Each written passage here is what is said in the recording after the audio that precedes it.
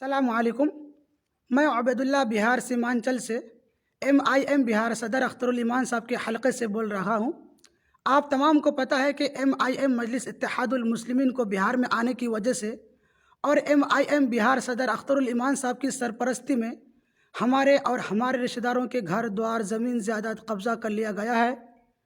MIM کے MLوں کے عہدے کا ناجائز فائدہ اٹھاتے ہوئے ان کے رشتہ داروں نے ہم لوگوں کے ساتھ ظلم کیا جا رہا ہے۔ MIM بہار صدر اختر الایمان صاحب کی خاموشی اختیار کو دیکھ کر ہم لوگوں نے اختر الایمان صاحب کے پاس گئے تو اختر الایمان صاحب نے زمین کے کاغذات دیکھنے کے بعد انہوں نے یہ کہا جتنی زمین کی تنگی ہو رہی ہے اسے اتنا دے دینا چاہیے۔ اس طریقے کا اختر الایمان صاحب نے کہا 11-12 مرتبہ گیا تو ہر بار یہی بات کہتا ہے کہ اس کو جتنی زمین کی تنگی ہو رہی ہے اسے اتنا دے دینا چاہیے۔ اس کے بعد ہم لوگوں نے زمین دینے سے انکار کیا تو ان کے باقی MLA کے پاس جب جاتا ہوں تو باقی MLA یہ کہتے ہیں کہ ہمارا حلقہ نہیں پڑتا ہے، یہ اختر الایمان صاحب کا حلقہ پڑتا ہے، ہم لوگ آپ کا فیصلہ نہیں کر سکتے ہیں، ہم اختر الایمان صاحب کے میٹر میں انوالو نہیں ہو سکتے ہیں۔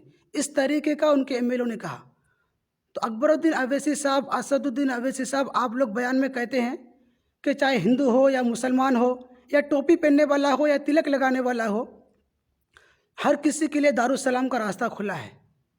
تو میں بھی ایک مسلمان ہوں، میں بھی ایک ٹوپی پہننے والا ہوں، میں بھی ایک حافظ قرآن ہوں۔ ہمارے سماجی اور ہمارے پڑوسیوں کے کہنے پر ہم لوگوں نے حیدرآباد دارالسلام گیا، وہاں پر کوئی MLA کوئی نہیں تھا۔ جب دوسری بار گیا دارالسلام میں تو وہاں پر کوئی MLA تھا، انہوں نے کہا کہ یہ دارالسلام صرف حیدرآباد والوں کے لیے ہے اور باقی لوگوں کے لیے نہیں ہے، یہاں پر کوئی کام نہیں ہوتا ہے۔ اس کے بعد ہم لوگوں نے جب تیسری مرتبہ دارالسلام گیا، آپ کا MLA احمد بلالہ، پاشا قدری، جعفر صاحب، معظم خان، ان لوگوں نے برے باتوں کا استعمال کیا، میں سوشل میڈیا میں ابھی بتا نہیں سکتا۔ ہم لوگوں کو باہر نکال دیا۔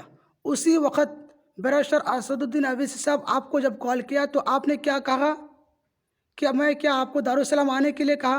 کیوں آپ لوگ دارالسلام آئے یہاں سے چلے جائیے، آپ نے اس طریقے کا کہا۔ اسد الدین اویسی صاحب، آپ یہ بتائیے کہ کیا آپ لوگ ہمارے زمینوں کو قبضہ کروانے میں آپ لوگوں کا ہاتھ ہے یا پھر زمین قبضہ کرنے میں آپ لوگوں کا ہاتھ ہے؟ اگر ایسا نہیں ہے تو ہمیں ہمارا حق کیوں نہیں ملتا؟ اختر الایمان آپ نے کیا کہا تھا؟ ہم حق چھین کر لے کے آئیں گے۔ تو کہاں سے ہمارا حق چھین کر لے کے آ رہے اختر الایمان؟ آپ کو میں نے کتنے بار بلایا زمین کے تعلق سے، آپ نہیں آ کر اپنے دلالوں کو بھیجے۔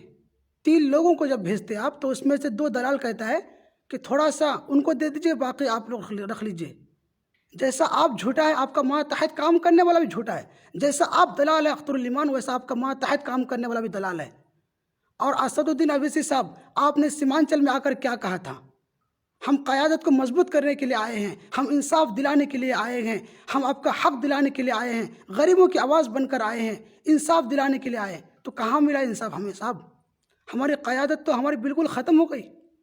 حق ملنے کی بجائے آپ تو حق چھین کے لے کے جا رہے ہیں، غریبوں کی آواز بننے کی بجائے آپ تو ظالموں کی آواز بن کے جا رہے ہیں۔ اسد الدین اویسی صاحب، 14-15 سال میں حیدرآباد میں رہا، جب سے میں حیدرآباد میں رہتا ہوں، جب سے آپ کی پارٹی کو میں سپورٹ کرتا ہوں، بہار الیکشن کے موقع پر میں نے اپنے 3 مدارس کے بچوں کا ان کی والد والدہ سے بات کر کے آپ کی پارٹی کو میں نے ووٹ ڈالنے لگایا۔ اپنے رشتہ داروں کو جمع کر کے 275 لوگوں کا لسٹ بنا کر کے اختر الایمان کو ووٹ ڈالنے لگایا۔ اس کے باوجود ہمارے ساتھ ظلم، ہمارے زمینوں کو قبضہ، ہمارے گھر داروں کو قبضہ۔ اسد الدین اویسی صاحب، اگر آپ کو لگتا ہے کہ میں جھوٹ بول رہا ہوں، میں غلط کہہ رہا ہوں، تو میں اللہ کی قسم کھا کر کہتا ہوں، میں قرآن پکڑ کر کہتا ہوں کہ زمین ہماری ہے، زمین کے کاغذات ہمارا ہے، ہم لوگوں کے ساتھ ظلم کیا جا رہا ہے۔ اسد الدین اویسی صاحب، اس کے باوجود اگر قرآن کے اوپر آپ کو یقین نہیں ہے، اگر آپ کو لگتا ہے کہ میں جھوٹ بول رہا ہوں، تو آپ سیمانچل میں کسی سے بھی پوچھ سکتے، آپ اپنے MLA سے پوچھ سکتے، کوئی ایک بندہ کہہ دے گا کہ میں جھوٹا ہوں، میں جھوٹ بول رہا ہوں۔ تو اللہ کی قسم کھا کر کہتا ہوں اسد الدین اویسی صاحب، میں اپنا گردن کاٹ کر تمہارے سامنے رکھ دوں گا۔ اس کے باوجود اگر آپ فیصلہ نہیں کریں گے تو آپ تو مسلمان ہو ہی نہیں سکتے اسد الدین اویسی صاحب، آپ سے بڑا کوئی ظالم ہو ہی نہیں سکتا اسد الدین اویسی صاحب، آپ سے بڑا کوئی قاتل ہو ہی نہیں سکتا اسد الدین اویسی صاحب، آپ سے بڑا کوئی جھوٹا ہو ہی نہیں سکتا اسد الدین اویسی صاحب، آپ سے بڑا کوئی سود خور ہو ہی نہیں سکتا اسد الدین اویسی صاحب، آپ سے بڑا کوئی مسلمانوں کا دشمن ہو ہی نہیں سکتا اسد الدین اویسی صاحب، آپ ایک مسلمان کے نام پر دھبا رہ جاؤ گے اسد الدین اویسی صاحب، آپ ایک فرعون کی جیسا ایک تاریخ بن جاؤ گے اسد الدین اویسی صاحب۔ اس کے باوجود میں آپ کو 15 تاریخ تک موقع دے رہا ہوں، اگر ہمارا کام نہیں ہوگا نا اسد الدین اویسی صاحب، اللہ کی قسم کھا کر کہتا ہوں تم کو کل قیامت تک معاف نہیں کروں گا۔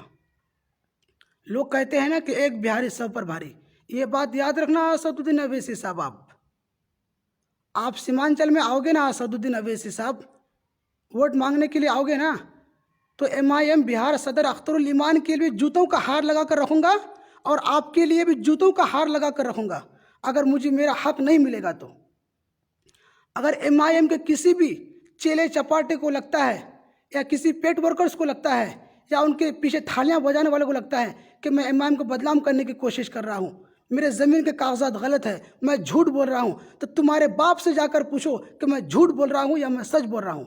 بالخصوص میں حیدرآباد کی پریس میڈیا سے اپیل کرتا ہوں کہ میرے اس ویڈیو کو اسد الدین اویسی صاحب تک پہنچائے۔ واقعی میں اگر آپ سچائی کا ساتھ دینا چاہتے ہو، اگر واقعی میں حق کو قائم و دائم رکھنا چاہتے ہو، تو آپ لوگوں کا میں تہہ دل سے شکر گزار رہوں گا۔ السلام علیکم۔